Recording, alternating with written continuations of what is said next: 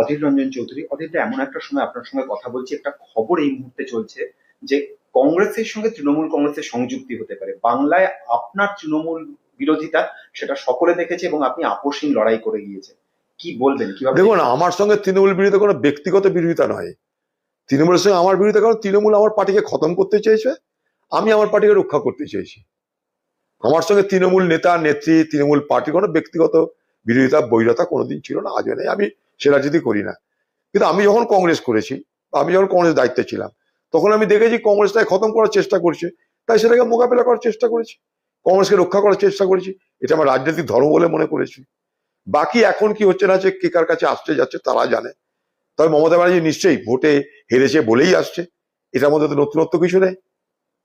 হেরেছে তাই আসছে দুবেলা করে, আগে তো কোনদিন আসেনি এরকম ভাবে, এটা তো পরিষ্কার। এটা বাকি কি হচ্ছে না হচ্ছে, কোথায় মার্জার হচ্ছে, কোথায় ডিমার্জার হচ্ছে, কোথায় অ্যাকুইজিশন হচ্ছে, আমি জানি না। না, আপনার পার্টি যদি এই সিদ্ধান্ত নেয় আপনি সেটা? আমার পার্টি যদি কোনো সিদ্ধান্ত নেয় সেটা নিশ্চয়ই সবাইকে জানাবে, মানে ঔপচারিক, মানে ফর্মালি সেটা বলবে।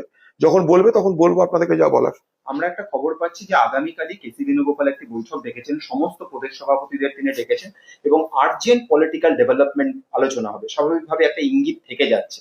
তো সেক্ষেত্রে দাঁড়িয়ে আগামী দিনে পশ্চিমবঙ্গে রাজনীতি করতে আপনার কিছুটা অসুবিধা হবে? আগামী দিনে যখন হবে, যখন কিছু হবে তখন বলবো। এত তাড়াতাড়ি বলার কি আছে, আমার তো এখন তাদের বলার মতো কোনো প্রয়োজন আছে বলে আমি মনে করছি না। আগামী দিনে, তার পরের দিনে যখন যাবে তখন বলবো। আপনি একেবারে কংগ্রেসের নিচুতলার কর্মীদের সঙ্গে প্রতি মুহূর্তে যোগাযোগ রেখে চলেন। তাদের মনোভাব, তাদের মানুষ, তারা একটু কনফিউশনে আছে। তারা ভাবছে কি হলো, এতদিন ধরে যাদের সঙ্গে আমাদের বিরোধিতা চলছে, সত্যি কি তাদের সঙ্গে কিছু হলো?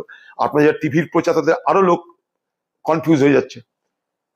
আপনার সত্য কতটা মিথ্যা কতটা বলছেন আমরা তো কেউ জানি না। আপনার প্রচার মানুষের মধ্যে প্রশ্ন তৈরি করছে, বাকিটা আমি জানি না।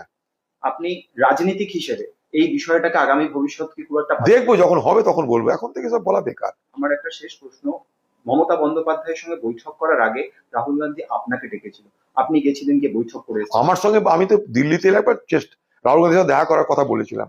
রাহুল গান্ধী আমাকে দেখা করার জন্য সময় দিয়েছিলেন। ওটার সঙ্গে এটার কোনো সম্পর্ক নেই। বাংলা নির্বাচন, বাংলা নিয়ে আলোচনা হয়েছে, বাংলা নির্বাচনে আলোচনা হয়েছে। আমি তখন বলেছি যে বাংলায় এখন আমাদের অবস্থা ভালো, এখন আমরা যদি চেষ্টা করি পশ্চিমবঙ্গে আবার আমাদের হারানো জমিকে পুনরুদ্ধার করতে পারবো বলেছি।